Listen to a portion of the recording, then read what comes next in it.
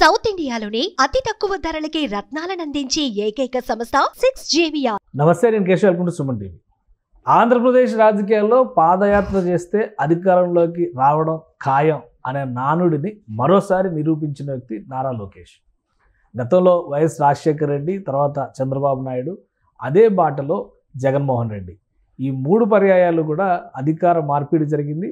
పాదయాత్ర చేసిన వాళ్ళు అధికారంలోకి వచ్చినటువంటి సంకేతం స్పష్టంగా ఉంది. ఇదే తరహాలో 2 ఏళ్ల క్రిందట తెలుగుదేశం పార్టీ యువనేత నారా లోకేష్ ప్రారంభించిన పాదయాత్ర తెలుగుదేశం పార్టీని ఈరోజు కూటమితో సహా అధికారంలోకి తీసుకొచ్చే దిశగా నడిపించింది. నారా లోకేష్ పాదయాత్ర పూర్తయి 2 సంవత్సరాలు గడుస్తున్నాయి. ఈ 2 సంవత్సరాల్లో నారా లోకేష్ సాధించినటువంటి పరిణితి, రాజకీయ అవగాహన, అలానే ఇప్పుడు మంత్రిగా ఆయన బాధ్యతలు నిర్వర్తిస్తున్నటువంటి విధానం, వీటిపైన చర్చిద్దాం. మనతో పాటు అనలిస్ట్ సుబ్రహ్మణ్యం గారు ఉన్నారు. సుబ్రహ్మణ్యం గారు నమస్కారం. నమస్కారం సార్. సుబ్రహ్మణ్యం గారు, పాదయాత్ర అంటే ఫస్ట్ నుంచి కూడా ఏపీ పాలిటిక్స్లో అదొక ట్రెండ్గా మారిపోయింది. ఆ ఇన్స్పిరేషన్తోనే బహుశా కేంద్ర స్థాయిలో అయితే రాహుల్ గాంధీ గారు చేశారు సుదీర్ఘమైన యాత్ర. బట్ అక్కడ రిజల్ట్ రాలేదు. బట్ ఆ గ్రాఫ్ మాత్రం పెరిగింది. అవును, ఏపీలో, కంబైన్డ్ ఏపీలో, అలానే ఇప్పుడున్న ఏపీలో పాదయాత్ర చేస్తే పదవి పక్క అనేది మాత్రం మరోసారి లోకేష్ గారు ప్రూవ్ చేసినట్టు. 2 ఏళ్ళు అయింది. ఈ పాదయాత్ర నేర్పిన పాఠాలు ఏంటి, ఆయన నడుస్తున్నటువంటి విధానంలో దాని ప్రభావం ఎలాంటిది?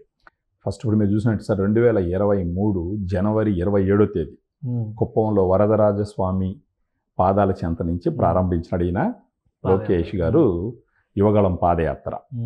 సో అప్పుడు ఐడియా వచ్చి ఏంటంటే సార్, అప్పుడు ఉన్నటువంటి ప్రభుత్వంలో యువతకి ఉద్యోగాలు లేకపోవడము, తర్వాత మహిళలు బయట పోవాలంటే భయపడి ఇబ్బంది పడడము, తర్వాత ఎలాంటి సహజ వనరుల్ని మొత్తం దోచేయడం, ఇలాంటి వాటన్నిటి మీద ప్రజల్లో అవగాహన కల్పిస్తూ ప్రజలు ఎదుర్కొంటున్నటువంటి సమస్యల గురించి అర్థం చేసుకోవడానికి లోకేష్ గారు స్టార్ట్ చేసినారు దీన్ని. ఫస్ట్ వచ్చేసి ఇప్పుడు ఇంచుమించు అది ఎన్ని రోజులు నడిచిందంటే ఇంచుమించు 226 రోజులు పాదయాత్ర చేయడం జరిగింది. ఇంచుమించు 232 మండలాలు, మున్సిపాలిటీలు టచ్ చేస్తూ ఇంచుమించు 2097 గ్రామాలను తాకుతూ జరిగినటువంటి పాదయాత్ర అది. ఇంచుమించు 3132 కిలోమీటర్ల మేర ఎక్కడ కుప్పం నుంచి వైజాగ్లో పూర్తయింది. వైజాగ్ జిల్లాలో పూర్తయింది. అది మధ్యలో కొంచెం గ్యాప్ ఇచ్చినారనుకోండి. చంద్రబాబు నాయుడు గారి అరెస్ట్ తర్వాత ఒక ఇంచుమించు ఒక 15 రోజులు 20 రోజులు గ్యాప్, ఇంచుమించు ఒక 2 నెలల పాటు గ్యాప్ వచ్చింది సార్. అప్పుడు 2 నెలల పాటు వచ్చింది గ్యాప్. సో ఆయన స్టార్ట్ చేసినప్పుడు ఆడ కుప్పం జిల్లాలో మొదలుపెట్టినప్పుడు అప్పుడు ఉన్నటువంటి ప్రభుత్వం పెట్టినటువంటి కొన్ని ఇబ్బందులు కూడా మనం చూసుకోవాలి. కనీసం ఆయన యాత్ర జరగనీయకుండా, తర్వాత ఆయన స్టూల్ మీద నిలబడితే నిలబడనీయకుండా, మైకులు పెరుక్కోవడం, తర్వాత ఆయన బండిని రానీయకుండా పోవడం, తర్వాత ఆయన మీద కేసులు పెట్టడం, వీటన్నిటి చేసుకుంటూ వచ్చింది. అదే సమయంలో వచ్చేసి అంటే ఇప్పుడు మీరు చూసినారంటే ఒక 11 జిల్లాలు ఇంతకు ముందర సంయుక్త జిల్లాల్లో, ఉమ్మడి జిల్లాల్లో ఇంచుమించు 97 అసెంబ్లీ నియోజకవర్గాలు కవర్ చేస్తూ జరిగింది ఈ యాత్ర. దాంట్లో ఇంచుమించు 90 నియోజకవర్గాల్లో కూటమి ప్రభుత్వం అభ్యర్థులు గెలవడం జరిగింది. సో దాన్ని బట్టే మనం అర్థం చేసుకోవచ్చు ఈ పాదయాత్ర క్రియేట్ చేసినటువంటి ప్రభంజనం యాక్చువల్లీ. సో అది కాకుండా అదే సమయంలో ఒక 108 నియోజకవర్గాలని కవర్ చేస్తూ 3 ఎమ్మెల్సీ ఎలక్షన్ జరిగినాయి. 3 స్థానాలకి ఎమ్మెల్సీ ఎలక్షన్ జరిగితే ఆ ఎమ్మెల్సీ ఎలక్షన్లో కూడా టీడీపీ ప్రభుత్వం విజయ దుందుబిను మోగింది. టీడీపీ పార్టీ అక్కడి నుంచి గెలుపు పరంపర మొదలైంది, స్టార్ట్ అయింది. విద్యావంతులకి సంబంధించిన ఎమ్మెల్సీ ఎలక్షన్ దగ్గర నుంచి. సో అది చదువుకున్న వాళ్ళు కాబట్టి అప్పుడు ఈ రకంగా లోకేష్ గారు, అప్పుడున్నటువంటి టీడీపీ ప్రభుత్వం కూడా జనాల యొక్క ఆలోచన, వాళ్ళ ఆశలు ఏంటని అర్థం చేసుకునే దానికి ఈ పాదయాత్ర ఒక గొప్ప ఇదైందనమాట. ఇంకొకటి ఏంటంటే ఈయన పాదయాత్ర చేసినప్పుడు శనివారాలు, ఆదివారాలు కూడా ఆయన రెస్ట్ తీసుకోవాలి. వర్షంలో కూడా ఎమ్మిగనూరులో వర్షం వస్తుంటే వర్షంలో కూడా ఆగల ఆయన. తర్వాత నంద్యాలకు వచ్చినప్పుడు అక్కడ జనాల దగ్గర ఏదో జరిగితే చెయ్యి కూడా దెబ్బ తగిలితే వైద్యుల నుంచి కొంచెం రెస్ట్ తీసుకోమంటే కూడా తీసుకోలేదు ఆయన. ఇంచుమించు 70 బహిరంగ సభలు పెట్టినాడు, 155 ముఖాముఖి సమావేశాలు చేసినాడు, 12 ప్రత్యేకమైన కార్యక్రమాలు చేసినాడు, 8 రచ్చబండ కార్యక్రమాలు చేసినాడు. ఈ మొత్తంలో ఆయన పాసేజ్ మొత్తంలో మొత్తం పాదయాత్రలో మొత్తం. సో ఈ విధంగా చేయడం ద్వారా ఎంతో మంది జనాలతో మమేకం అయినాడు. వాళ్ళ సమస్యలేంటి, వాళ్ళ ఆశలేంటి, వాళ్ళు అప్పుడు ఎదుర్కొంటున్నటువంటి కష్టాలేంటి, వాటన్నిటిని తెలుసుకున్నాడు. తర్వాత కొన్ని హామీలు కూడా ఇచ్చినాడు ఆ సమయంలో. కొన్ని హామీలు ఇచ్చి ఫస్ట్ బంగారుపాలెంలో డయాలసిస్ సెంటర్ పెట్టినాడు. ప్రభుత్వంలోకి వచ్చిన ఒక్క నెలలోనే అక్కడ డయాలసిస్ సెంటర్ పెడతామని చెప్పేసి కిడ్నీ వ్యాధులకు సంబంధించి అది పెట్టడం జరిగింది. తర్వాత ఈ నిరుద్యోగ భృతి గురించి వేద పండితులు అంటే ఇంత సుదీర్ఘ యాత్ర చేయడం ఒక ఎత్తు, సో అధికారంలోకి రావడం ఇంకొక ఎత్తు. అవును. బట్ ఓవరాల్గా పర్సానిఫికేషన్ నారా లోకేష్ బిఫోర్ పాదయాత్ర, ఆఫ్టర్ పాదయాత్ర ఏంటి మేజర్ సిగ్నిఫికెంట్ ట్రాన్స్ఫర్మేషన్ వచ్చింది. ఆ ట్రాన్స్ఫర్మేషన్ అసలు ఏంటి? ఆ ట్రాన్స్ఫర్మేషన్ మీరు చూసినారంటే ప్రజల మీద అక్కర సార్. అంతకు ముందర ఒక రాజకీయ నాయకుడు కొడుకుగా ఉండుంటాడు, అక్కడ జనాలతో మమేకం అవడం వల్ల గ్రౌండ్ లెవెల్లో ప్రజలు ఎదుర్కొంటున్నటువంటి సమస్యలు అర్థం చేసుకోగలిగినాడు. వాళ్ళ మీద ఈయనకి అభిమానం కూడా పెరిగింది. ఇప్పుడు పవన్ కళ్యాణ్ గారికి స్వతహాగా ఎట్టయితే అభిమానం ఉంటుందో ప్రజల మీద, అదే విధంగా ఈయనకు కూడా ప్రజల మీద అభిమానం అంచెలంచెలుగా ఎదిగింది. అప్పుడు దానికే నిదర్శనం వాళ్ళ పాలనలోకి వచ్చిన తర్వాత మీరు చూసినారంటే ఏ దుబాయ్లో ఎక్కడ ఇరుక్కున్నా, ఎక్కడ ఏదన్నా బస్సులు ఇబ్బంది అయినా, ఎవరన్నా హాస్పిటల్లో కష్టపడుతుండి వాళ్ళు వైద్యానికి సంబంధించిన డబ్బులు పెట్టుకోలేని పరిస్థితుల్లో ఉన్న ప్రతి ఒక్క ఆపదకు సంబంధించి ఆపన్న హస్తుడిగా తయారైనడు ఈయన. ఇలా తయారవడానికి గల వన్ ఆఫ్ ద రీజన్ ఏంటంటే అప్పుడు పేదవాళ్ళని, ఈ రోడ్డు పక్కన చిన్న చిన్న అంగళ్ళు పెట్టుకుని జీవనం సాగిస్తున్న వాళ్ళందరినీ కలవడం ద్వారా, వాళ్ళ జీవితాలు అర్థం చేసుకోవడం ద్వారా ఈయనకి ప్రజల మీద ఒక ప్రేమ అనేది తయారైంది. ఒక రాజకీయ నాయకుడికి ఎదగాలంటే కేవలం రాజకీయం కాదు సార్, ప్రజల పట్ల ప్రేమ అభిమానాలు కూడా ఉండాలి. ప్రజల పట్ల ప్రేమ అభిమానాలు ఉన్నప్పుడే ఎండనక వాననక ఏది చూడకుండా వాళ్ళ కోసం కష్టపడేటటువంటి ఒక మనస్తత్వం వస్తుంది. ఆ రకంగా వచ్చిందే లోకేష్ గారికి ఆ 226 రోజుల్లో ఒక రాజకీయ నాయకుడిగా ఒక సిగ్నిఫికెంట్ ట్రాన్స్ఫర్మేషన్ జరగడం మనం చూసినాం. యాక్చువల్గా తర్వాత ఆయన పరిణితి, రాజకీయాలకు సంబంధించి పరిణితి పెరిగింది, ప్రజల పట్ల ఆయనకున్న ప్రేమ అభిమానాలు పెరిగినాయి, సమస్యలు అర్థం చేసుకోవడంలో ఆయన యొక్క అండర్స్టాండింగ్ డీప్గా ఇదయింది. సో ఆ రకంగా దానికి తగ్గట్టుగా ఆయన మాట్లాడే విధానం చాలా బాగా మారింది. ఇప్పుడు ఈవెన్ అది జరిగేటప్పుడు కూడా ఒకటి డేర్నెస్ కూడా చూడాలి. ఫస్ట్ టైం వాళ్ళ నాన్నను అరెస్ట్ చేసినప్పుడు ఆ పోలీసులతో ఆయన ఎదుర్కొన్నటువంటి సంభాషణ, అది కాకుండా ఆయనకు స్టూల్ కూడా లేకుండా ఇబ్బంది పెడుతూ కేసులు పెడుతూ పోలీసులు ఇచ్చేస్తున్నప్పుడు వాళ్ళనే ఆయన ఎదిరించినటువంటి తత్వం, కార్యకర్తలకి ఆయన ఇచ్చినటువంటి ధైర్యం, ఇవన్నీ చూసినారంటే ఒక యువకుడుగా ఎంతో ఫెరోషియస్గా ఉన్నప్పటికీ ఆ ఫెరోషియస్నెస్కి ఆయన అండర్స్టాండింగ్ తోడైంది, రాజకీయ పరిణితి తోడైంది, ప్రజల మీద ఉన్నటువంటి అక్కర తోడైంది, ఒక మనకున్నటువంటి సమస్యలు అర్థం చేసుకునేటటువంటి అండర్స్టాండింగ్ పెరిగింది. ఇవన్నీ పెరగడం వల్ల ఇప్పుడు ఆయన మంత్రి అయిన తర్వాత ఇవన్నీ పెరగడం, తర్వాత మంగళగిరిలో అక్కడ జనాలకి ఆయన సేవ చేసి ఇంచుమించు 93,000 మెజారిటీ ఓట్లు సాధించడం. ఇప్పటికి కూడా కొంతమంది ఆయన్ని కావాలనే దూషిస్తారు, ఆయన్ని హేళన చేస్తారు, కానీ రాజకీయంగా చూసినారంటే ఆయన చాలా నేర్చుకున్నాడు. యాక్చువల్గా మొదటిసారి డైరెక్ట్గా ఎలక్షన్లో పోటీ చేయకుండా ఎమ్మెల్సీ తీసుకున్నప్పటికీ రెండోసారి ఎప్పుడూ గెలవనటువంటి మంగళగిరిని తీసుకొని అక్కడ ఆయన జనాలకి సేవ చేసి ప్రతి ఒక్క అపార్ట్మెంట్కి వెళ్ళి ప్రతి ఒక్క అంగటికి వెళ్ళి వాళ్ళ బాధలు అర్థం చేసుకోవడం, వాళ్ళ ప్రాబ్లమ్ సాల్వ్ చేయడం, వాళ్ళకి దగ్గర అవ్వడం, దానికి తగ్గట్టు పాదయాత్ర ఎంతో హెల్ప్ అయింది ఆయనకి. పాదయాత్ర చేయడం అన్నది ఒక రాజకీయ నాయకుడిగా, ఒక మానవతావాదిగా ఆయన యొక్క అండర్స్టాండింగ్ చాలా పెరిగింది, ఆయన అక్కడ కూడా పెరిగింది. అంత ముందర మేబీ ఆయన వచ్చేసి స్టాండ్ ఫోన్లో చదివి రావడం, రిచ్ కిడ్ అవ్వడం, అప్పుడున్న అండర్స్టాండింగ్. ఆయన ఏం చేసినా అంతకు ముందర చంద్రబాబు నాయుడు గారు కొడుకనే చూసినారు, ఫ్యామిలీ అన్నట్టుగానే చూసినారు. ఒరిజినల్ గా వాట్ ఈజ్ నారా లోకేష్ అనేది అన్నది పాదయాత్ర తర్వాత రివీల్. పాదయాత్ర తర్వాత అంటే పాదయాత్ర చేసినప్పుడు ఆయన చేసుకున్నటువంటి అర్థం, అండర్స్టాండింగ్, ప్రత్యేకించి మంగళగిరిలో ఆయన గెలిచిన తర్వాత ఏమైందంటే ప్రజలు ప్రేమను చూరగొన్నాడు. లేకపోతే 3rd హైయెస్ట్ మెజారిటీ ఏపీ స్టేట్లో వచ్చిండేది కాదు. అంటే ఎప్పుడు గెలవనటువంటి ఒక నియోజకవర్గంలో, అది కాకుండా వైఎస్ఆర్సీపీ ఎన్నో డిస్టర్బెన్సెస్ క్రియేట్ చేసినటువంటి ఒక నియోజకవర్గంలో అంతకు ముందర కూడా 5,000 ఓట్లు తేడాతోనే ఓడిపోయినాడు ఆయన. అంటే అప్పటికే ప్రజలు అంటే మెచ్చినారు ఆయన్ని.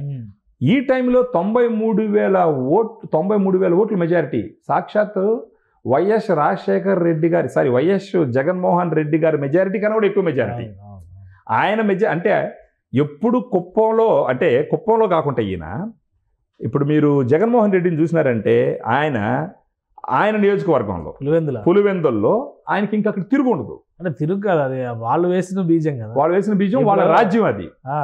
అయితే రాజశేఖర్ రెడ్డి లేదంటే వివేకానంద రెడ్డి లేదంటే ఒకసారి విజయమ్మ తర్వాత జగన్మోహన్ రెడ్డి గారు, తర్వాత జగన్మోహన్ రెడ్డి, విజయమ్మ గారు తర్వాత జగన్మోహన్ రెడ్డి గారు వచ్చినారు. అంటే అది ఒక ట్రెడిషనల్ గా సొంత ఊరు 40 ఏళ్లుగా వాళ్ళదే వాళ్ళ రాజ్యం అది. పార్టీ ఏది అధికారంలో ఉన్నా వాళ్ళే అక్కడ గెలిచేవాళ్ళు, ఎమ్మెల్యేగా ఉండేది వాళ్ళే. అలాంటి నియోజకవర్గంలో పోటీ చేసినటువంటి వైఎస్ జగన్మోహన్ రెడ్డి గారికి కూడా అంతకు ముందర వచ్చిన మెజారిటీ కన్నా 30,000 ఓట్లు తగ్గిన ఇంచుమించు 90,000 ఓట్లు ఎంతో మెజారిటీ ఉంటే తర్వాత మళ్ళీ 60,000 ఓట్లు మెజారిటీ పడిపోయింది. అలాంటిది ఎప్పుడు టీడీపీ గెలవనటువంటి ఒక మంగళగిరి నియోజకవర్గంలో అందులో పప్పు అని చెప్పేసి ట్రోల్ చేయించబడ్డటువంటి లోకేష్ గారు, పప్పు కాదురా బాబు నేను పెద్ద నిప్పు అని చెప్పేసి ఆ మంగళగిరి నియోజకవర్గంలో కేవలం ఆయన సేవ చేయడం ద్వారా, ప్రజల సమస్యలు అర్థం చేసుకోవడం ద్వారా, వాళ్ళ మీద ఆయనకున్న అక్కర్ని అక్కడ చూపించడం ద్వారా 93,000 ఓట్లు మెజారిటీతో గెలిచినాడు అని అంటే ఇది అసలు సిసలైన విక్టరీగా చూడాలి.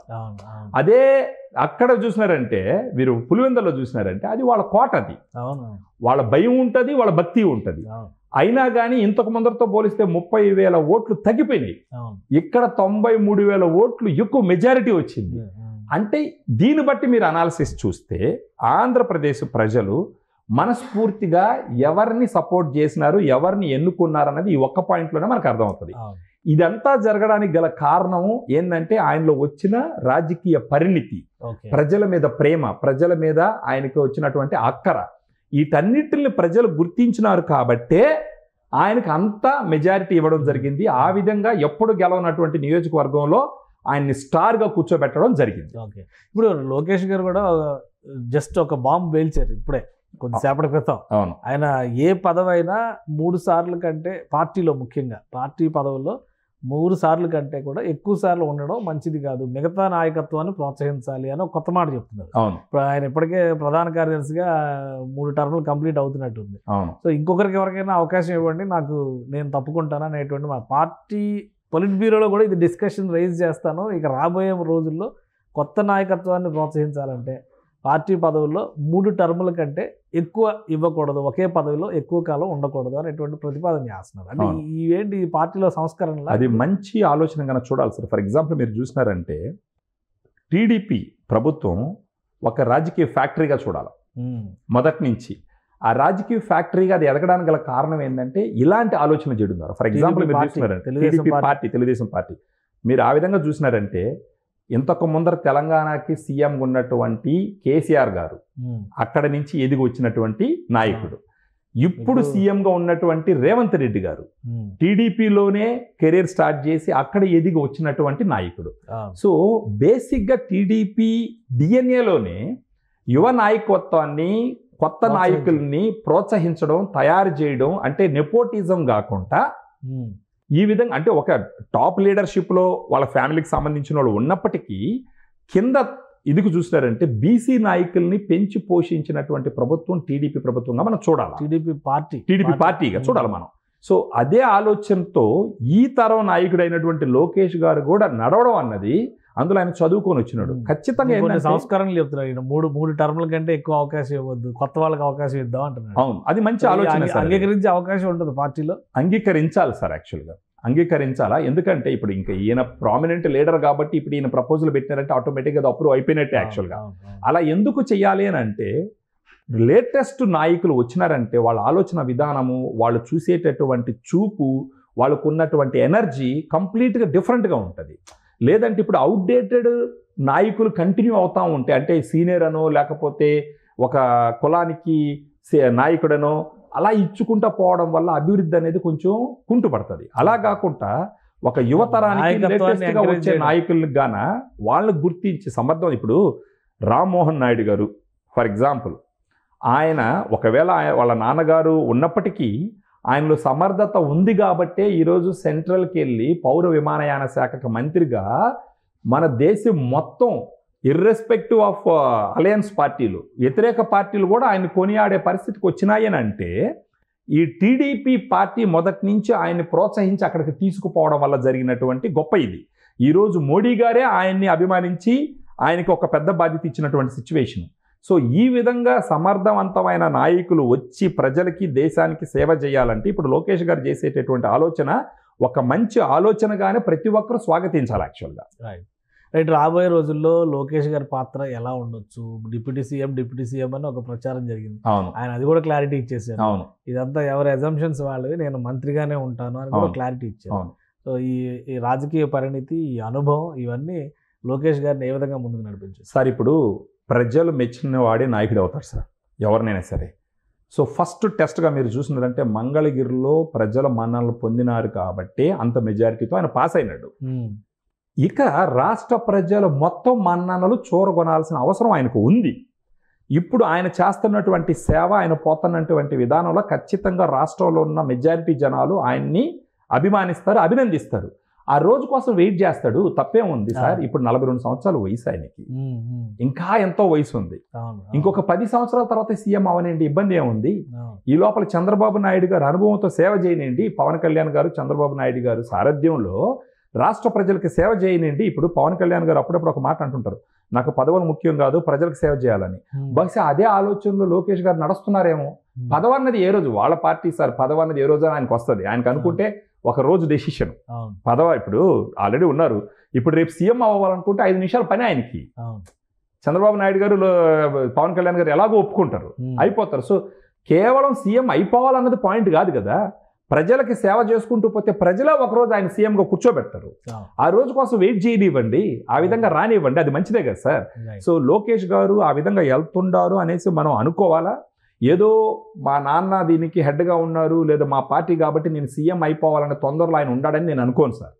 ఆయన సీఎం కాకపోయినా కానీ సీఎం కొన్నంత కెపాసిటీ ఆయనకు ఉంది సార్ ఆల్రెడీ.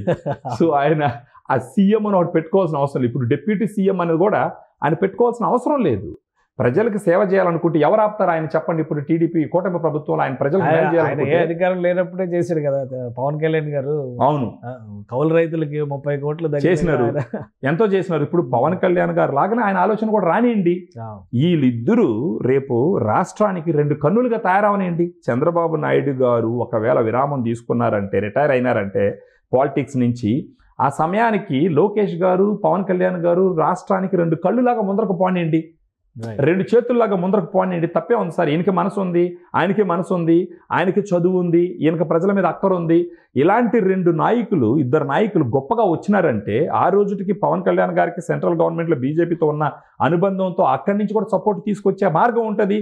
స్లోగా లోకేష్ గారు కూడా వాళ్ళకి దగ్గర అవుతారు.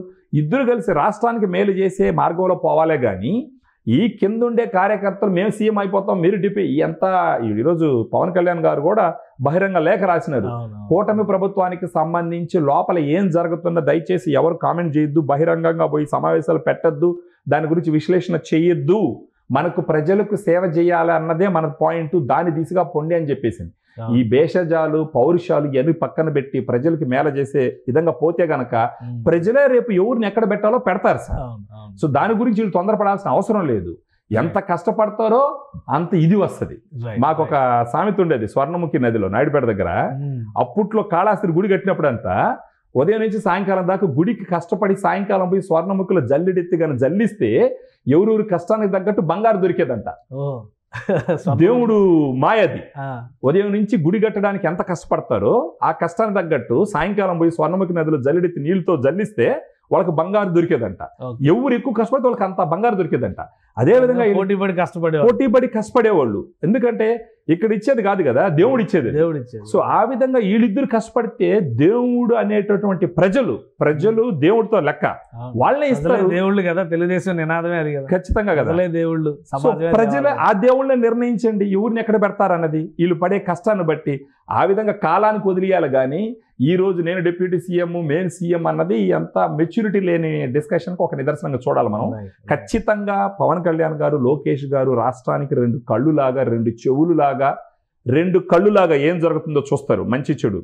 2 చెవులులాగా ఏ దినాలో వింటారు ప్రజల నుంచి, 2 చేతుల్లాగా ఏం సహాయం చేయాలో చేస్తారు. వీళ్ళిద్దరూ 2 చేతులు, 2 కళ్ళు, 2 చెవులు సార్. ఆ విధంగా పోతేనే రాష్ట్రానికి మంచిది. ఆ విధంగా చూడాలి సార్ మనం. రైట్. థ్యాంక్ యూ సుబ్రహ్మణ్యం గారు. ఇది నారా లోకేష్ పాదయాత్ర 2 సంవత్సరాలు పూర్తి చేసుకోవడం, అలానే ఈ పాదయాత్ర ఇచ్చినటువంటి అనుభవంలో ఒక ప్రజానాయకుడిని తయారు చేసింది. ఖచ్చితంగా ఆయన రాజకీయ వ్యవహారాల్లో కానీ విధానపరమైనటువంటి అంశాల్లో కానీ పరిణితి సాధించారని సుబ్రహ్మణ్యం గారు విశ్లేషిస్తున్నారు. అలానే భవిష్యత్తులో ఒక బలమైన ప్రజానేతగా ఎదిగితే ప్రజలే లోకేష్ని సీఎం చేస్తారు, ఆయన సేవా మార్గంలో నడిస్తే ఖచ్చితంగా ప్రజలు ఆశీర్వదిస్తారని చెప్పని సుబ్రహ్మణ్యం గారు విశ్లేషిస్తున్నారు. ఇది special discussion. Keep watching. Suman టీవీలో మీ పర్సనల్ అండ్ బిజినెస్ ప్రమోషన్స్ కోసం కింది నెంబర్కి కాంటాక్ట్ చేయండి.